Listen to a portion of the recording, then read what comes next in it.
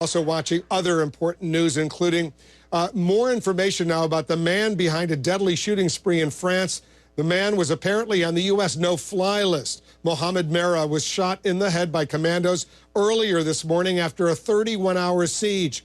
A U.S. intelligence official confirms Merah was on the radar of American law enforcement because he had attended an al-Qaeda training camp. So why wasn't Merah stopped sooner? Did anyone help him? CNN senior international correspondent Dan Rivers is in Toulouse, France.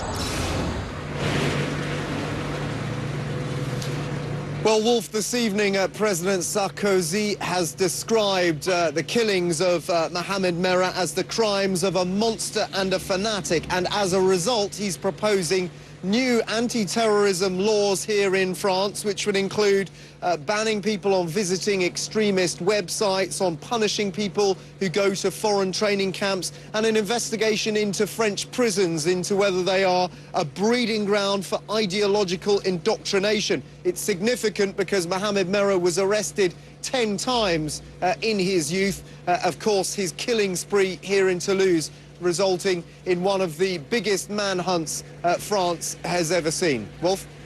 Dan Rivers, and so right now the investigation there's still a lot of unanswered questions, whether or not there was an accomplice or anything like that, that still continues. Is that right? That's right, yeah. I mean, his brother was arrested. One of his other brothers attended a police station voluntarily. They are looking into a cache of weapons that they found in a vehicle here. One of the big questions here, Wolf, is how on earth he amassed this enormous arsenal of guns, an Uzi submachine gun, an AK-47. He had huge amounts of ammunition. There's tight gun controls here in France, so that will clearly be an area in which they will look into this. And there are political ramifications here as well, Wolf. We're only, about a month out now from the French presidential election, with both sides, President Sarkozy and his main rival, Francois Hollande, trading insults over this, accusing each other of campaigning over this case, where they said they would suspend their campaigning. But the big news here this evening is that President Sarkozy has got a bump in the polls over this. He's now 2 points out in front. Dan Rivers on the scene for us in Toulouse, France. We'll continue to monitor this story as well. Thanks very much. We're told that the parents of Trayvon Martin, they are now getting ready to hold this news conference down there in Sanford, Florida. We haven't seen them yet, but we're told that they're there. They're getting ready to make a statement, presumably answer some questions as well. Sonny Hostin, our CNN legal analyst, the former federal prosecutor, is joining us right now. Sonny, let's set the stage for what we are about to hear. You just heard me read the statement from the Justice Department with the announcement on their meeting with the parents. The parents presumably are going to make a statement that answers some questions, but give our viewers a little perspective on what we are likely to hear.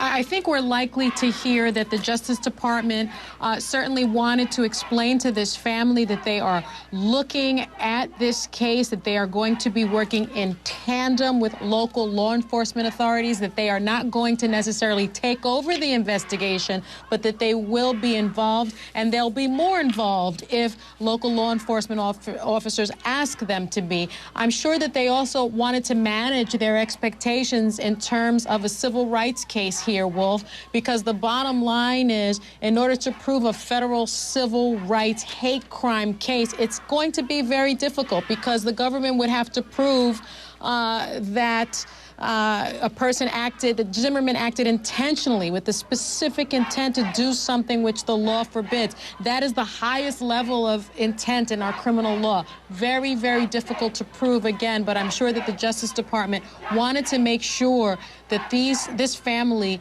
understood what they are up against, but also understood that they are there, that they are involved, and that they are looking over the facts of this case. Now, George Zimmerman, the man at the center right now who shot Trayvon Martin, he says in self-defense, he's still a free man. He has not been arrested, and I take it he still has the right to maintain his weapon. Is that right?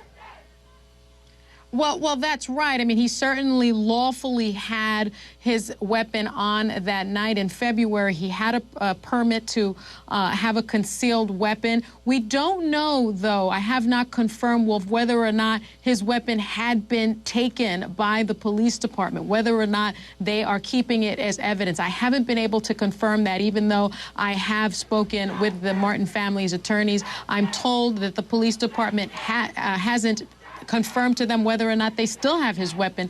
In fact, they told the Martin family attorneys that they couldn't share that information with them because this is an active investigation.